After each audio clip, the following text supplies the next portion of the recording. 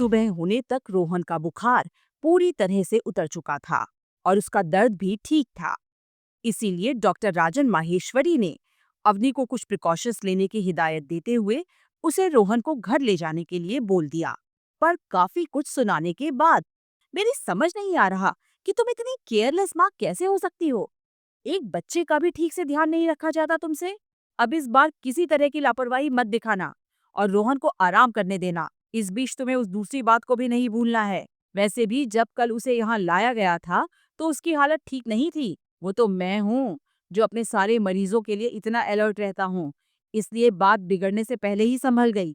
सवाल उसके बेटे की तबीयत का था, इसलिए अवनी चुपचाप डॉक्टर की हर फटकार सुनती चली गई। मैं आपकी सारी बात अच्छे से समझ गई डॉक्टर, आप बेफिक्र रहिए। इस बार मैं उसका ध्यान रखने में कोई लापरवाही नहीं बरतूंगी। फिर अवनी कावेरी अक्का और रोहन को लेकर हॉस्पिटल की एम्बुलेंस से ही घर लौट गई। घर पहुंचते ही उसके पास तुषार का फोन आया। वैसे तो उसे खुद भी तुषार से बात करनी थी। अच्छा हुआ तुषार जो तुमने मुझे कॉल कर दिया। बस अभी मैं तुम्हारा ही नंबर डायल करने जा रही थी। अवनी, इससे पहले कि तुम ऑफिस के लिए निकलो, मेरी बात सुन लो। कर्फ्यू को देखते हुए आज ऑफिस क्लोज है। अब सबको मंडे से ही ऑफिस ज्वाइन करना होगा। इसके लिए मैंने तुम्हें मेल भी कर दिया है। तुषार की बात सुनकर अवनी को कुछ भी बोलने की जरूरत नहीं पड़ी और उसने इत्मीनान की सांस ली, क्योंकि वो तो खुद ही आज ऑफिस से छुट्टी लेने का सोच रही थी। जब से साहिल ने ऑफिस ज्वाइन किया था, तब से उसके खराब बिहेवियर की वजह से अवनी का ऑफिस जाने का मन नहीं करता था। और फिर रोहन की देखभाल करना भी जरूरी था, इसलिए उसके लिए ये छुट्टियां काफी सुकून भरी लग रही थीं।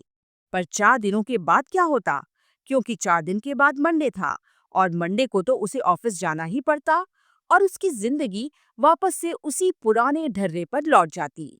यही सोच सोचकर अवनी का दिमाग खराब होने लगा था। पर इस बार भी हालात उसके फेवर में नहीं थे। बड़ी मुश्किल से मुझे इन 4 दिनों का मौका मिला है। अब मुझे जो कुछ भी करना है इन्हीं दिनों में करना पड़ेगा। लेकिन कैसे? क्योंकि शहर के हालात तो ऐसे हैं कि घर से बाहर भी नहीं निकल सकती। इस वक्त अवनी चारों तरफ से अपने आप को मुश्किलों से घिरा महसूस कर रही थी। तभी उसके पास किसी का कॉल आने लगा, पर शायद वो उस नंबर को पहचानती थी, इसीलिए उसने उछलते हुए कॉल रिसीव कर ली। पर अपनी आवाज की एक्साइटमेंट को उसने छुपा लिया था। हेलो। 2 मिनट तक लगातार उस दूसरे पर्सन की बात सुनने के बाद आखिर में उसकी आवाज में खुशी और एनर्जी दोनों ही आ गए। जी जी जरूर, मैं अभी तुरंत आपको सारी डिटेल फॉरवर्ड कर देती हूँ। हाँ, मैं उसके साथ अपने सारे डॉक्यूमेंट्स भी अटैच कर दूंगी। और फिर फोन रखते ही अभी तक अपनी निराशा से जूझ रही अवनी को अब कुछ देर के अंदर ही अपने लिए उम्मीद का किनारा नजर आने लगा और एक्साइटेड होकर उसके मुंह से चीख निकल गई। यस यस अवनी, कर लिया तूने। अब तुझे टेंशन लेने की कोई जरूरत नहीं है। और फिर उसी मूड के साथ जब 4 दिनों की छुट्टी के बाद वो ऑफिस पहुंची, तो उसकी बुझी बुझी रहने वाली आंखों में आई चमक देखकर सब काफी खुश हो गए। अरे अवनी, आ गई तुम। अच्छा लग रहा है तुम्हें मुस्कुराते देखकर। क्या कंडीशन थी तुम्हारी तरफ? सब ठीक था ना? हाँ, सब ठीक था। हल्की स्माइल के साथ एक ही बार में उसने सबके सवालों का जवाब दिया और फिर सीधा साहिल के केबिन की ओर बढ़ गई। डोर को नॉक करने से पहले उसने एक लंबी सांस ली और फिर साहिल से पूछा, मे आई कम इन सर? अवनी की आवाज सुनते ही साहिल ने अपनी नजरें उसकी तरफ कर ली और उसे अंदर आने के लिए बोल दिया। यस कम इन। अवनी के केबिन में घुसते ही हमेशा की तरह साहिल ने पहले उसे सर से लेकर पैर तक देखा और फिर उसे इग्नोर करते हुए अपनी नजरें सामने के लैपटॉप पर कर दी।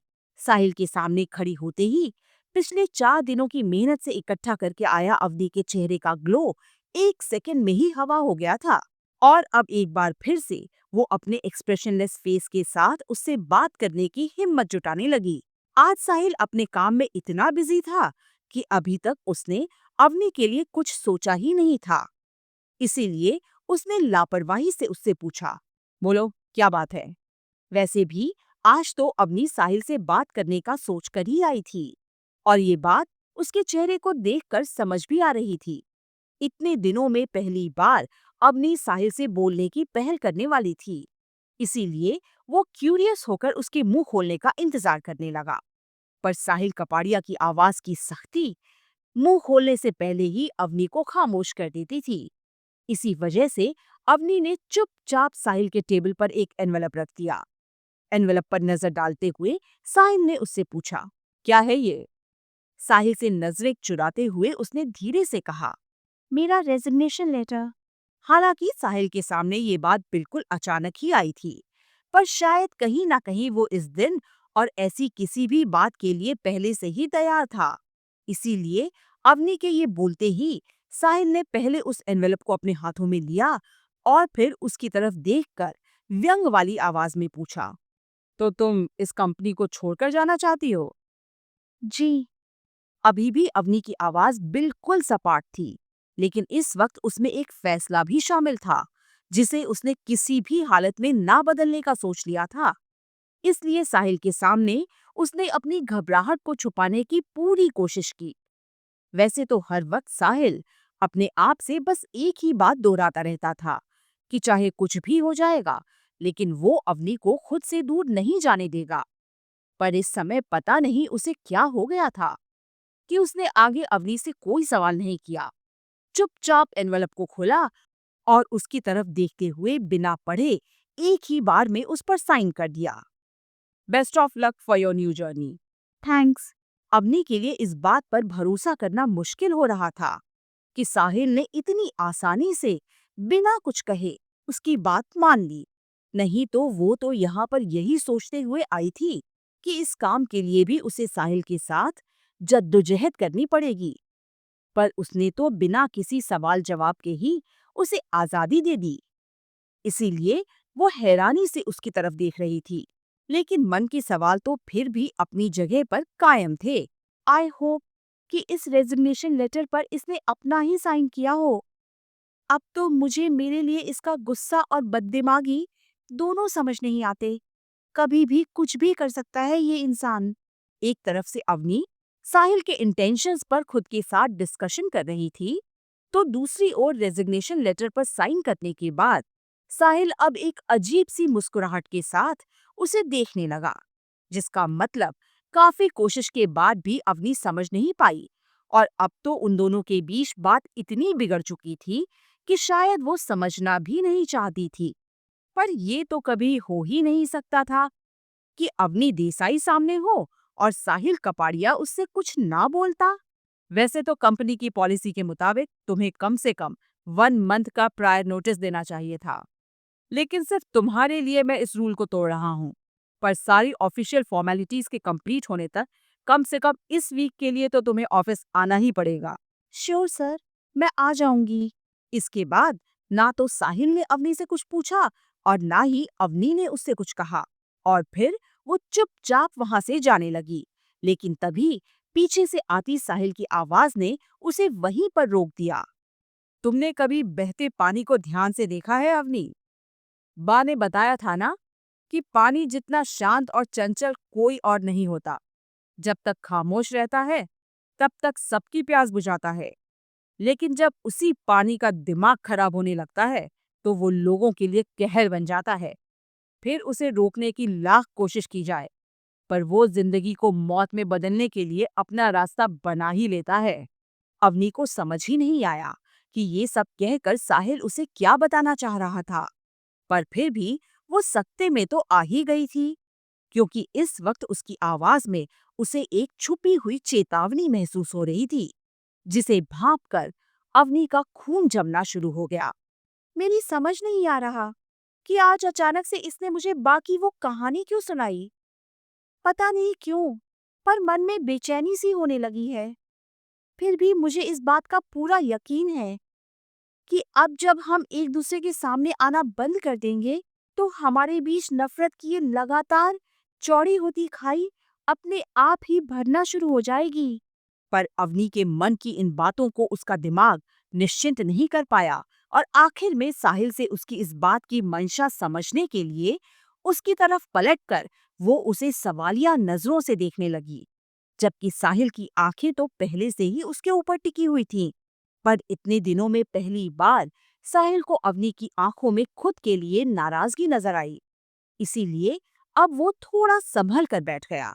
पर फिर भी साहिल कपाड़िया था उसका नाम, जिसे इस तरह की छोटी मोटी बातों से कोई खास फर्क नहीं पड़ता था। इसीलिए उसने व्यंग के साथ हंसते हुए कहा, ऐसे क्या देखने लगी, चिंता मत करो। अब तुम्हारी नजरों में पहले वाली वो बात नहीं रही कि मैं बिना सोचे समझे तुम्हें खुश करने के लिए तुम्हारे आगे सरेंडर कर दूंगा। भूलो मत कि आसमान कभी भी धरती के आगे नहीं झुकता, बल्कि अपनी प्यास मिटाने के लिए धरती को ही उसके आगे गिड़गिड़ाना पड़ता है।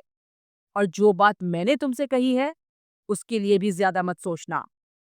वो तो अचानक से मुझे बाकी याद आ गई और मैंने तुम्हारे साथ उनकी वो बात शेयर कर ली। That's it. पता नहीं साहिल की ये बात अवनी को संतुष्ट कर पाई भी या नहीं, पर फिलहाल उसके लिए राहत की बात तो यही थी कि जल्दी ही उसे इस ऑफिस और साहिल कपाड़िया के टॉर्चर से छुटकारा मिलने वाला था।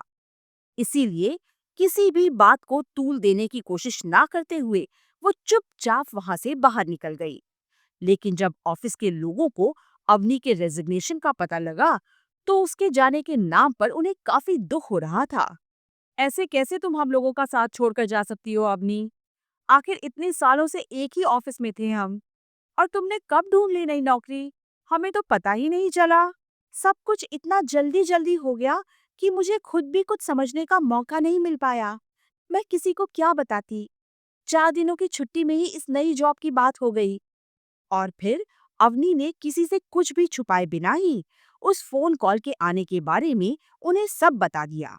तुम तो यहाँ से जा रही हो अवनी, पर अब इस जल्लाद बॉस को हमें अकेले ही झेलना पड़ेगा। आप लोग इतना परेशान क्यों हो रहे हैं? मैं सिर्फ इस ऑफिस से जा रही हूँ, शहर से नहीं। इसलिए हम मिलते रहेंगे। जगह छूट जाने से साथ तो नहीं छूटता ना। और फिर मुंबई में तो आप लोग ही मेरा परिवार हैं, इसलिए मैं अपने परिवार से ना मिलूं, ऐसा तो कभी हो ही नहीं सकता। साहिल के ऑफिस ज्वाइन करने के बाद से उसने अवनी की जिंदगी को जिस तरह से नर्क बना दिया था, उसकी वजह से वो खुलकर बोलना तक भूल गई थी। पर आज उसकी बातें सुनकर ऐसा लग रहा था कि मानो उसके शरीर में फिर से जिंदगी लौटने लगी थी। लेकिन उन लोगों से कुछ दूर खड़े होकर ये सारी बातें सुन रहे तुषार को दाल में कुछ काला नजर आने लगा। पता नहीं क्यों, पर मुझे कुछ ठीक नहीं लग रहा, क्योंकि इतने दिनों में मैं जितना भी इस साहिल कपाड़िया को जान पाया हूँ, तो ये तो इस तरह का इंसान है ही नहीं, जो इतनी आसानी से कभी भी किसी को अपनी चंगुल से आजाद कर दे। और अगर ध्यान से देखा जाए, तो जब से इसने इस कंपनी को टेक ओवर किया है, तब से ही ये अवनी के पीछे पड़ा हुआ था। लेकिन अब उसका इतनी आसानी से अवनी का रेजिग्नेशन एक्सेप्ट कर लेना, ये बात कुछ हजम नहीं हो रही। क्या तुषार बेवजह ही साहिल के ऊपर शक कर रहा था? बाकी उस कहानी को बताने के पीछे कहीं साहिल का मकसद अवनी को कोई छुपी चेतावनी देना तो नहीं था? क्या साहिल ने वाकई में अवनी को खुले आसमान में उड़ने की छूट दे दी थी? क्या होंगे इन सभी सवालों के जवाब? ये जानने के लिए आप सुनते रहिए दिल दहला देने वाला हमारा ये नया फिल्मी ड्रामा जल्लाद, सिर्फ और सिर्फ हमारे YouTube चैनल N2FM पर।